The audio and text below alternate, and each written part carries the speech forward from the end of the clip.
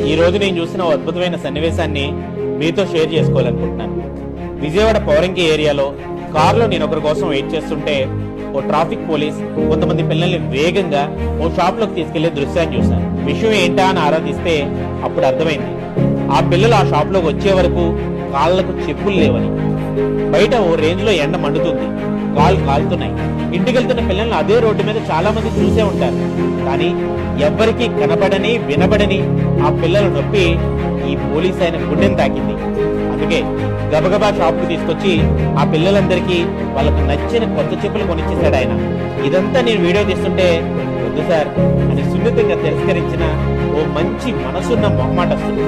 అప్పటి వరకు ఎండలో ఎర్రబారిన వాళ్ళ పాదాలకు చూస్తూ చిన్నపాటి బాధ, అవే కాళ్లకు కొత్త చెప్పులు చూస్తూ సన్నటి చిరునవ్వు ఒకేసారి గమనించాను ఆ పోలీస్ బాబాయ్ ముఖంలో.